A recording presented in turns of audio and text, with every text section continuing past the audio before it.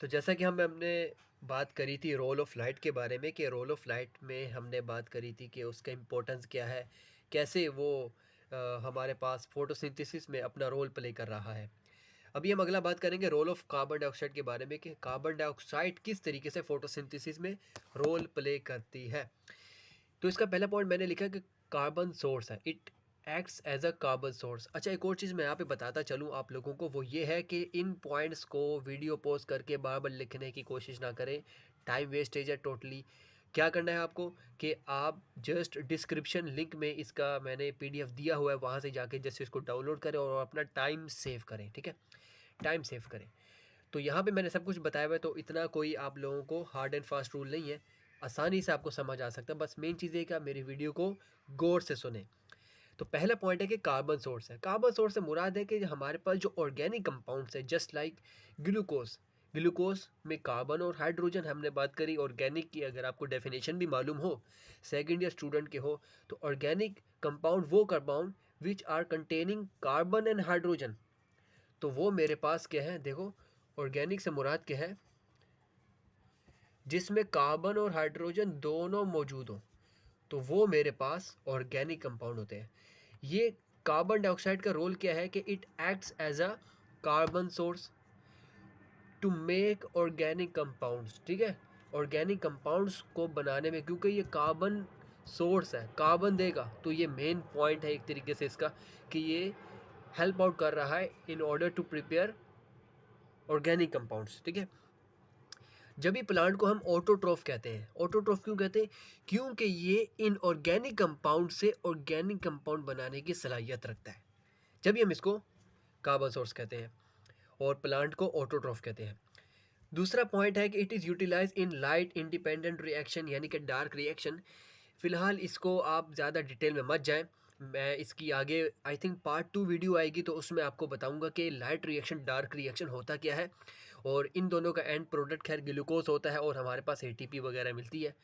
तो carbon dioxide एक तरीके से रिएक्टेंट के तौर पे काम करता है, ताकि हमारे पास प्रोडक्ट मिले हमको, organic compound which is glucose. ठीक है, तो आगे बस ये एक तरीके से बुक का इंपॉर्टेंट पॉइंट बताया हुआ है कि एयर कंटेन कार्बन डाइऑक्साइड, और उसकी रेंज है 0.03 से 0.04%।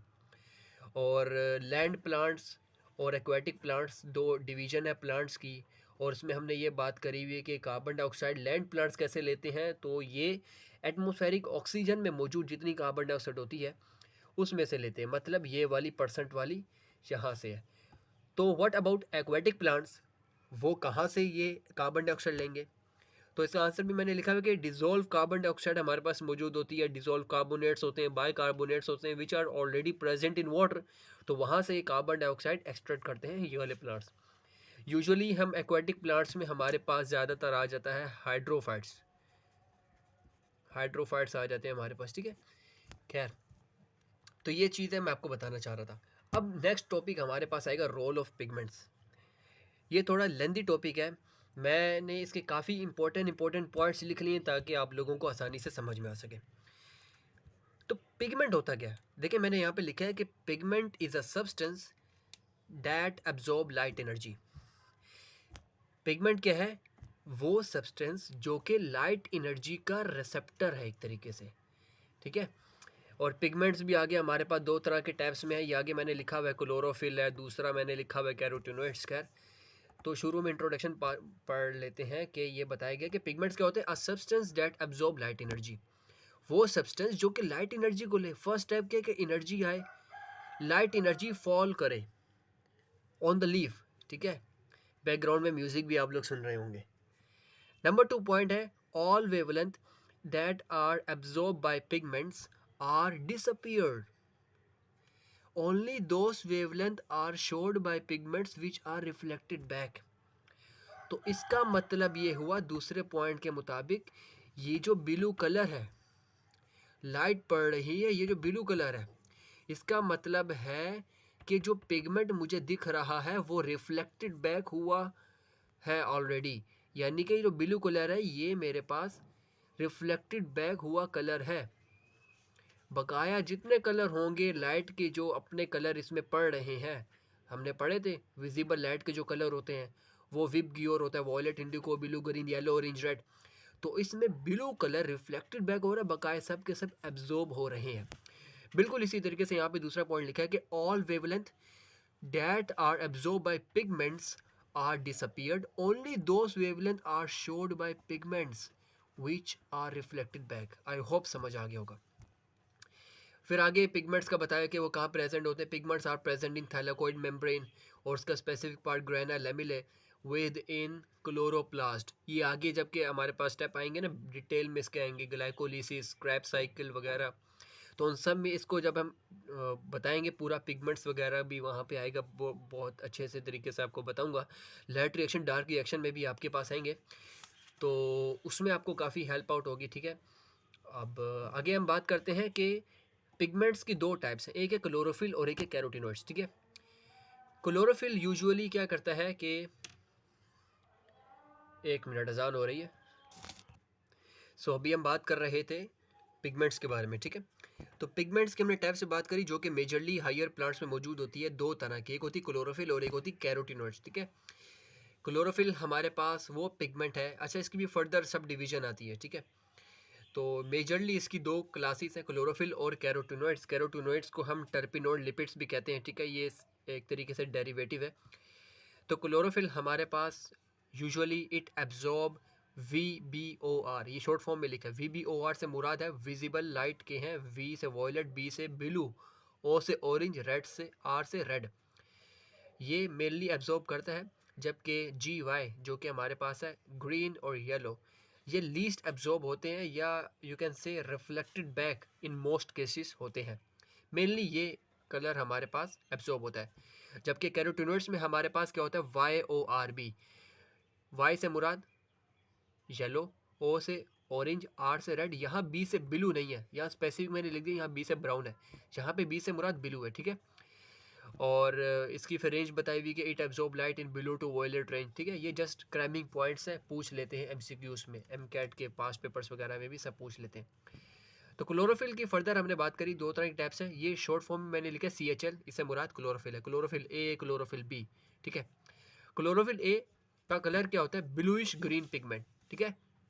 क्लोरोफिल A का कलर होता है ब्लूइश ग्रीन पिगमेंट, और it is present in all photosynthetic pigments except photosynthetic bacteria. इसका मतलब ये है कि तमाम वो ऑर्गेनिजम्स, लिविंग ऑर्गेनिजम्स जो फोटोसिंथेसिस करते हैं, उन सब में क्लोरोफिल A होगा, एक्सेप्ट फोटोसिंथेटिक बैक्टीरिया जिसमें अपना क्लोरोफिल होता है, और अगर आपको पता हो तो वो क्या होता है, बैक्टीरिया क्लोरोफिल, ठीक है।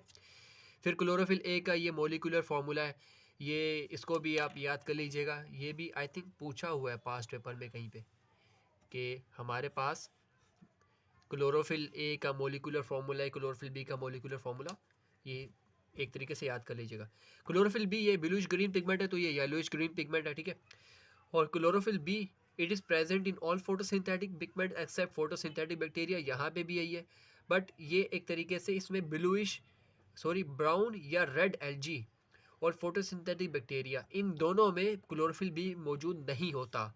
यहाँ पे फोटोसिंथेटिक बैक्टीरिया में नहीं था, यहाँ पे फोटोसिंथेटिक बैक्टीरिया के साथ साथ ब्राउन और रेड एल्गी में भी नहीं है। और एक और चीज़, एल्गी के पास अपना क्लोरोफिल होता है, क्लोरोफिल B नहीं है, तो क्लोरोफिल C, D, E, ये तीनों स्पेसिफिक ब्राउन और रेड में डिफरेंट होंगे, लिखा है हमारा इतना कोई डिटेल टॉपिक नहीं है। जहाँ तक बुक में लिखा हुआ है, फेडरल बोर्ड की बुक में, वहाँ पे ये पॉइंट्स वगैरह लिखे हुए, तो मैंने यहाँ पे हाईलाइटेड रखे हुए, ठीक है। तो बैक्टीरिया के पास अपना क्लोरोफिल होता है, जैसे मैंने यहाँ पे बताया बैक्टीरिया क्लोरोफिल, और आगे इसका मोलिकुलर फार्मूला C55H70O6N4Mg, ये तो क्रैमिंग पॉइंट्स है, ठीक है, इसको याद करना पड़ता है। तो आगे कैरोटिनॉइड्स है, कैरोटिनॉइड्स की फर्दर दो टाइप्स है, एक होती है कैरोटीन और एक होता है हमारे पास ज़ेंथोफिल, ठीक है। तो कैरोटीन के बारे में क्या है कि कैरोटीन ऑरेंज रेड पिगमेंट है, ये येलो पिगमेंट है, जिस तरीके से यहाँ पे हम दोनों ने बात करी, ठीक है। और कैरोटीन का it is compose of isoprenoid units C5H8, कुछ इस तरीके से आप लोगों ने पढ़ा होगा, आई थिंक अपने बायोलॉजिकल मोलिक्यूल्स में पढ़ा होगा, टर्पीन्स में इस तरह करके ना, तो ये भी उसी के ही एग्जाम्पल में आता है, वहाँ पे भी आपने पढ़ा होगा। ज़ेंथोफिल में भी it is compose of isoprenoid units, इंशाल्लाह वो जब चैप्टर आएगा तो उसमें बड़ी फुर्सत से बताएंगे, जब ओवरऑल चैप्टर हो जाएंगे तो आपके ऐसा बेसिक कॉन्सेप्ट बन जाएगा इसी चैनल पे, डॉक्टर अमाल लेक्चर्स पे इंशाल्लाह। It is found in photosynthetic eukaryotes, ये तरीके से बताया कि कहाँ प्रेजेंट होते हैं। इंपॉर्टेंट कैरोटीन, इस कैरोटीन में भी एक इंपॉर्टेंट कैरोटीन है, वो है बीटा कैरोटीन, ठीक है। जबकि यहाँ पे इंपॉर्टेंट ज़ेंथोफिल में कौन सा है, ल्यूटिन। ल्यूटिन, ये ल्यूटिन क्या कहता है, it causes yellow in your फॉलेज in autumn. जो हमारे पास ऑटम में प्लांट्स के जो लीव्स होते हैं वो येलो हो जाते हैं because of this pigment, okay. तो ये हमारे पास है यहाँ पे क्लासिफिकेशन। नाउ अभी हम आगे बात करते हैं, वो है अरेंजमेंट ऑफ पिगमेंट्स के बारे में, जिसको हम फोटो सिस्टम, मैंने शायद पहले भी बताया था आप लोगों को कि फोटो सिस्टम में हमारे पास क्या होते हैं, क्लस्टर ऑफ पिगमेंट्स मौजूद होते हैं, जिसको हम कहते हैं फोटो सिस्टम, ठीक है। तो इसकी भी फर्दर हमारे पास टाइप्स आती हैं। एक होता है पेरिफेरल पार्ट होता है, और बल्कि इससे पहले मुझे ना आप लोगों को ये पढ़ाना पड़ेगा, स्ट्रक्चर ऑफ क्लोरोफिल। ये पढ़ोगे तो फिर आगे समझ आएगी। तो स्ट्रक्चर ऑफ क्लोरोफिल के बारे में मैं बुक सामने आप लोगों को दिखाऊंगा इसका स्ट्रक्चर। तो पहला पॉइंट क्या है, it consist of head and 2 tails, ठीक है। ये देखो, ये हेड रीजन है और ये 2 इसकी टेल है, ये 2 इसकी टेल है, ये 2, ठीक है। ये पहला पॉइंट। दूसरा पॉइंट क्या है, head is composed of porphyrin ring which with containing magnesium in centre. ये हेड है, ये पूरी को ओवरऑल हम कहते हैं पोरफायरिन रिंग, पोरफायरिन रिंग, और बीच में देखो तो मैग्नीशियम प्रेजेंट है, ये मैग्नीशियम। थर्ड पॉइंट है, porphyrin ring consists of 4 pyrrole ring and each pyrrole ring contain 4 carbon and 1 nitrogen atom. Also each nitrogen atom of each pyrrole ring interact with central magnesium atom। देखें 4 pyrrole ring होंगी, 1 2 3 4, ठीक है। और अगर गौर से देखो तो इसमें कार्बन कितने, 1 कार्बन 2 कार्बन 3 कार्बन 4 कार्बन, हर किसी में 1 2 3 4 1 2 3 4 1 2 3 4 4 4 कार्बन। और साथ साथ जो इनका नाइट्रोजन है, 4 कार्बन और 1 नाइट्रोजन प्रेजेंट है। और हर पायरोल रिंग का नाइट्रोजन सीधा डायरेक्टली अटैच है मैग्नीशियम से, देखें ऐसे ऐसे, ठीक है। ये पॉइंट बताया गया। डिफरेंशिएटिंग पॉइंट, ये एक तरीके से हमने बात करी क्लोरोफिल का ना, तो क्लोरोफिल में क्लोरोफिल ए भी आता है, क्लोरोफिल बी आता है। तो दोनों में डिफरेंशिएटिंग पॉइंट क्या है कि क्लोरोफिल ए में हमारे पास कुछ ग्रुप्स प्रेजेंट होते हैं जो कि सेकंड पायरोल रिंग पे प्रेजेंट होते हैं। क्लोरोफिल ए में मिथाइल होता है, क्लोरोफिल बी में एल्डिहाइड होता है। देखें गौर से, ये सेकंड पायरोल रिंग है, इसके ऊपर अगर मेरे पास मिथाइल लगा तो वो क्लोरोफिल ए होगा, अगर वो मेरे पास एल्डिहाइड लगा हो तो क्लोरोफिल बी होगा, ठीक है। ये डिफरेंशिएटिंग पॉइंट है यहाँ पे। और आगे है, मतलब ये बेसिक बेसिक क्राइमिंग पॉइंट्स मैंने आपके लिए लिखे हुए, बड़े आसानी से आप यहाँ पे सब जस्ट रीड अप करेंगे तो आपका काफ़ी कुछ कवर अप हो सकता है, ठीक है। अगर आप पंजाब बोर्ड के हैं तो आप इंशाल्लाह इन वीडियो से बहुत कुछ आपको फ़ायदा होगा, फिर सिंध बोर्ड वालों को भी होगा, क्योंकि फेडरल बोर्ड एक वो वाहिद सब्जेक्ट है जो कि आपके ई कैट और एम कैट की प्रिपरेशन में काफ़ी हेल्प आउट कर सकता है, क्योंकि ये अप टू डेट मटीरियल इसमें होता है। वेयर एज़ पंजाब बोर्ड भी तकरीबन सेम है, के पी के भी, सिंध बोर्ड काफ़ी पीछे है। तो बस एक तरीके से हमारा एजुकेशन सिस्टम है, अब हम क्या कर सकते हैं। तो यहाँ पे हेड, अब आगे हम बात करते हैं, let's continue the topic. Head is hydrophilic, जबकि टेल क्या है, hydrophobic. Head is hydrophilic which is exposed on the surface of thylakoid membrane and which is a light absorbing part of chlorophyll. तो इसका मतलब हेड पार्ट जो है, ये वाला हेड पार्ट जो कि हाइड्रोफिलिक है, ये एक्सपोज होता है on to the thylakoid membrane, ताकि वहाँ से क्या हो सके, लाइट जैसे आए तो वो इस पे सीधा हमारे पास फॉल होगी, light is falling on this surface, और यहाँ से इजीली एब्जॉर्ब हो जाए लाइट, ठीक है, लाइट एनर्जी एब्जॉर्ब हो सके। टेल क्या है, tail is containing 2 side chain, one side chain consist of long chain terpenoid alcohol phytol. ये पूरा इसका स्ट्रक्चर है, ये कार्बन के पूरे स्ट्रक्चर है, ठीक है। ये one side is a long chain, ठीक है। और इसका C20H39 है, तो देख लेना ये C20H39 होगा, आप इसको कैलकुलेट करके देख सकते हैं, ठीक है। अच्छा, which is esterified with propionic acid that is linked with 4th pyrrole ring of head, ठीक है। तो ये हमारे पास देखें, ये ईस्टर वाला फंक्शनल ग्रुप हो गया, RC डबल बॉन्ड OR, ठीक है। ये है ना, ये RC डबल, ये R है, ये C डबल बॉन्ड, ये O है, ये भी R है, ठीक है। तो ये आई थिंक केमिस्ट्री पोर्शन में आप लोगों को समझ आएगा इंशाल्लाह, वो भी आएगा कभी ना कभी। अच्छा, other side chain consist of methyl Easter that is linked with it head between third and fourth pyrrole ring of porphyrin. देखो, दूसरी साइड चेन है जो कि थर्ड और फोर्थ के दरमियान भी एक तरीके से प्रेजेंट है, और ये मिथाइल ईस्टर है। देखिए मिथाइल ईस्टर, ये पूरा ईस्टर आ गया। अच्छा, tail is hydrophobic which are embedded in thylakoid membrane and serve to anchor the chlorophyll molecule in membrane। ठीक है, टेल हाइड्रोफोबिक है और वो कहाँ है, विद इन थैलाकोइड मेम्ब्रेन में प्रेजेंट है, ताकि वो एक तरीके से क्लोरोफिल का जो हेड है उसको स्टेबल कर सके, और हेड हमारे पास बाहर एक्सपोज हो to capture the light energy. ठीक है, फंक्शन इसमें हमने जो हाईलाइट किया हुआ बुक में वो कैरोटीनोड से क्लोरोफिल बी का है, क्योंकि ये दोनों एक्सेसरी पिगमेंट है, मैंने लिखा भी है एक्सेसरी पिगमेंट, और ये दोनों हेल्प आउट करते हैं इन कैप्चरिंग द लाइट एनर्जी, ताकि वो आगे क्लोरोफिल ए को दे सकें। क्लोरोफिल ए डायरेक्ट नहीं लेगा, क्यों? क्योंकि क्लोरोफिल ए सेंसिटिव है, और उसी ने फिर वो अच्छा क्लोरोफिल ए रिएक्शन सेंटर में प्रेजेंट होता है। चलो मैं वो आगे बताता हूँ, सिंपल पहले फंक्शन बात कर लेते हैं, फिर उसके बाद आगे हम बात करेंगे। कैरोटीनोइड्स का फंक्शन क्या है? It attract insects and birds and other animals for pollination and dispersal.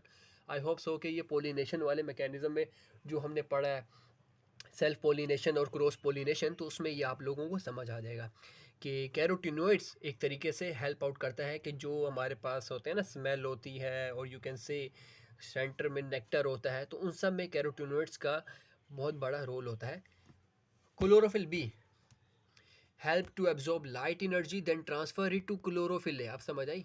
In order to protect chlorophyll a from excess of light. Chlorophyll a मैंने बोला जैसे पहले कि ये सेंसिटिव होता है, अगर एक्सिस ऑफ लाइट अगर इस पर आई तो ये डिस्ट्रॉय हो सकता है, और ये बहुत इंपॉर्टेंट क्लोरोफिल ए मॉलिक्यूल है। ठीक है, ये बहुत इंपॉर्टेंट है, अगर ये ना हो then it is very difficult for the plant to carry out photosynthesis. तो वही यहाँ पे हम बात कर रहे हैं कि क्लोरोफिल बी क्या करता है, वो सबसे पहले आगे होता है, लाइट एनर्जी को लेता है, और वो सीधा फिर क्लोरोफिल ए को देता है।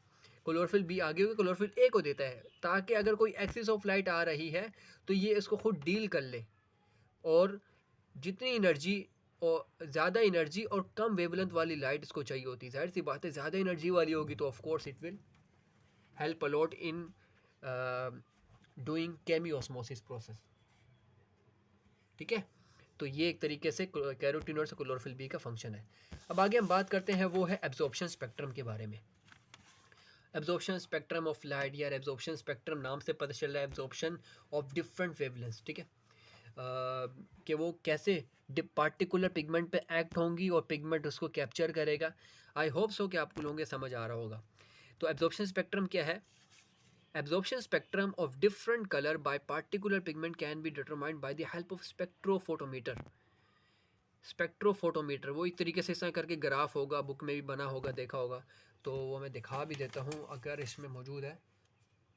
ये एक तरीके से ये, ठीक है, एब्जॉर्प्शन स्पेक्ट्रम कुछ इस तरीके से कि ये फ़ला carotenoids chlorophyll A chlorophyll B की कितनी कितनी वेवलेंथ है, और कौन कौन सा पिगमेंट कितनी ज़्यादा वेवलेंथ वाले को, और कौन कौन सी किस किस तरह की रेंज है कि जिसको फ़ला पिगमेंट बड़े इफेक्टिवली एब्जॉर्ब कर पा रहा है, तो वो यहाँ पे बताया गया कि ये एब्जॉर्प्शन स्पेक्ट्रम बताता है। ठीक है, अच्छा, which shows different colours by particular pigment is called absorption spectrum. हर पिगमेंट, इन शॉर्ट बताऊं, हर पिगमेंट डिफरेंट कलर्स होंगे, उनमें से कौन सी वेवलेंथ को कैप्चर करता है, एब्जॉर्ब करता है, तो वो मेरे पास एब्जॉर्प्शन स्पेक्ट्रम बताता है कि ये फला पिगमेंट फला कलर को बड़ा इफेक्टिवली एब्जॉर्ब करता है। सिंपल। फिर ये टेक्नोलॉजी फोटो रिसेप्टर के नाम से पता चल रहा है। Photo means light, receptors mean receiver. तो लाइट को जो रिसीव कर रहे हैं वो हमारे पास पिगमेंट्स होते हैं, तो वो क्लोरोफिल ए क्लोरोफिल बी और कैरोटीनोइड्स के बारे में बात कर चुके हैं। क्लोरोफिल ए क्लोरोफिल बी की फिर रेंज बताई हुई है कि यहाँ पे फला रेंज की अगर वेवलेंथ आएगी तो उसको बड़ा इफेक्टिवली ये दोनों के दोनों एब्जॉर्ब कर पाएंगे, तो वो है both show more absorption in violet to blue, जिसकी रेंज है 400 टू 470, ये 470 है, और ऑरेंज रेड है जिसकी हमारे पास वेवलेंथ है 630 to 660। Carotenoids show more absorption at 430 to 500 nanometer. ठीक है, तो ये एक तरीके से यहाँ पे हमारे पास बताया गया absorption spectrum. Now move to the next topic जो कि मैं पहले बताना चाह रहा था आपको, वो है arrangement of pigments. Arrangement of pigments के बारे में, जो कि हम कहते हैं फोटो सिस्टम। इसमें हमारे पास दो तरह के पार्ट्स होते हैं, एक होता है पेरिफेरल पार्ट और एक होता है रिएक्शन सेंटर। इसको भी मुझे आपको बुक से बताना पड़ेगा, इसकी डायग्राम क्या है और किस तरह की है। देखो ये रही, ठीक है। हमारे पास कुछ पेरिफेरल साइड पे मौजूद है एंटीना पिगमेंट, ठीक है, जिसमें हमारे पास क्लोरोफिल बी और कैरोटीनॉइड्स हैं, जबकि एक तरीके से सेंट्रल पार्ट हमारे पास जो होता है वो है रिएक्शन सेंटर। देखें ब्लैक ब्लैक ब्लैक पता चल रहा है, रिएक्शन सेंटर। यहाँ पे क्लोरोफिल ए मौजूद है और यहीं से मेन चेन स्टार्ट होती है। तो इसका मतलब पता चला क्लोरोफिल ए से पहले लाइट जब आएगी, ऊपर से आएगी, तो वो सीधा एक तरीके से एंटीना कॉम्प्लेक्स से डील करेगा, क्योंकि वहाँ पे क्लोरोफिल बी और कैरोटीनॉइड्स मौजूद है, जो कि एनर्जी एक्सिस होगी तो उसको डील करेंगे, ताकि वो जितनी एनर्जी जाएगी यहाँ से जम करके जब रिएक्शन सेंटर में पहुँचेगी और वहाँ से जब क्लोरोफिल ए उसको डील करेगा तो उसके पास इतनी एक्सिस ऑफ लाइट ना जाए ताकि वो डिस्ट्रॉय ना हो सके, ठीक है। तो वही यहाँ पे बताया गया कि पेरिफेरल पार्ट हमारे पास होता है एंटीना कॉम्प्लेक्स, जिसमें क्लोरोफिल बी और कैरोटीनॉइड्स होते हैं, और सेंट्रल पार्ट होता है रिएक्शन सेंटर, जिसमें हमारे पास क्लोरोफिल ए और एसोसिएटिव प्रोटीन्स होते हैं, ठीक है। Chlorophyll a has optimal absorption wavelength that is 660 nanometre, but because of associative protein it changes its wavelength slightly, therefore producing two distinct photosystem. अब देखिए क्लोरोफिल ए में हमारे पास बात आती है कि उसकी वेवलेंथ 660 है, लेकिन उसमें एसोसिएटेड प्रोटीन्स भी मौजूद होते हैं। देखिए मैंने अब बात करी थी रिएक्शन सेंटर में क्लोरोफिल ए के साथ साथ एसोसिएटेड प्रोटीन्स भी हैं, तो उसकी वजह से ये जो क्लोरोफिल ए है इसकी वेवलेंथ डिफर हो जाती है। तो दो तरह के फोटो सिस्टम हमारे पास मिलते हैं, एक है फोटो सिस्टम 1 और एक होता है फोटो सिस्टम 2। फोटो सिस्टम 1 वो जिसकी वेवलेंथ 700 है, फोटो सिस्टम 2 जिसकी वेवलेंथ 680 है, ठीक है। फिर आगे एक रीज़न पूछा गया कि how chlorophyll a molecule become oxidise to carry photosynthesis. तो देखें भाई, chlorophyll a absorb light of narrow wavelength, यानी कि वेवलेंथ जितनी कम होगी और एनर्जी उसकी जितनी ज़्यादा होगी। आई होप कि आपने ये वाला फॉर्मूला पढ़ा होगा, E is equal to h c by lambda. Wavelength जितनी कम होगी एनर्जी उतनी ज़्यादा होगी, ठीक है, ये चीज़। It works with pigment of antenna complex to gain more energy, ठीक है। ये एक तरीके से पिगमेंट जो मौजूद है हमारे पास एंटीना कॉम्प्लेक्स में, कौन कौन से, क्लोरोफिल बी और कैरोटीनॉइड्स, ताकि वो मोर एंड मोर एनर्जी वाले कलर को एब्जॉर्ब करें ताकि उसकी वेवलेंथ कम हो। This pigment absorb light of various wavelength and pass along their energy to chlorophyll A in the reaction centre. फिर वहाँ से वो पिगमेंट्स क्या करते हैं, एब्जॉर्ब करते हैं लाइट को, और वो रिएक्शन सेंटर में क्लोरोफिल ए के पास भेजते हैं। When energy reaches to chlorophyll a its electron become so excited that they escape and move to etc.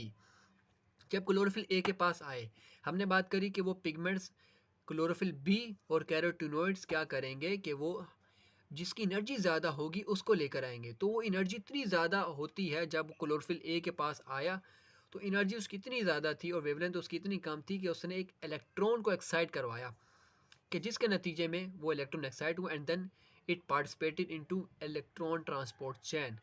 So in this way chlorophyll a molecule become oxidise. Oxidise से मुराद पता ना, loss of electron. Chlorophyll a के पास high energy आई तो chlorophyll A पे मौजूद जो इलेक्ट्रॉन था वो हमारे पास एस्केप हो गया। तो यही जस्ट बात करी हुई हमारे पास यहाँ पे, ठीक है। वीडियो थोड़ी लंबी हो गई है, लेकिन चूंकि इतने सारे पॉइंट्स हैं तो उसको बताना लाजमी था, तो इसलिए मैंने आप लोगों को बताया। Role of water, role of water की हमने बात करी, act as hydrogen and electron donor. और दूसरा पॉइंट, हाइड्रोजन और electron donor photolysis of water करता है। वो किस तरीके से, ये रीज़न यहाँ पे मैंने बताया हुआ, इसी में बताया हुआ है कि रोल ऑफ वाटर। अब हमने बात करी ना, क्लोरोफिल ए का इलेक्ट्रॉन एक्साइट होके इलेक्ट्रॉन ट्रांसपोर्ट चेन में चला गया, तो इसका इलेक्ट्रॉन तो लॉस्ट हो गया, तो फिर कैसे हेल्प आउट करेगा। देखें दूसरा पॉइंट है, it replaces electron lost by P680 during photosynthesis. How, देखो during light reaction chlorophyll A in the reaction center loses electron due to absorption of light energy. Reaction center से जब electron lost हुआ फिर क्या होगा। In the same way when water react with chlorophyll A in this state, जिसमें electron chlorophyll A से निकल चुका है, so water breaks up into 2 hydrogen ions, 2 electron and half oxygen, जिसको फोटोलिसिस ऑफ वाटर कहते हैं।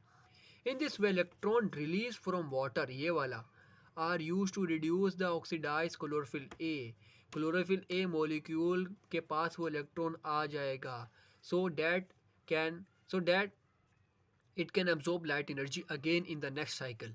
तो इसका फिर उसके बाद दो हाइड्रोजन आइंस की बात की हुई कि वो NADP ले लेगा ताकि NADPH बना ले, और ये हमारे पास रिड्यूसिंग पावर होती है, whereas half oxygen is release in the atmosphere.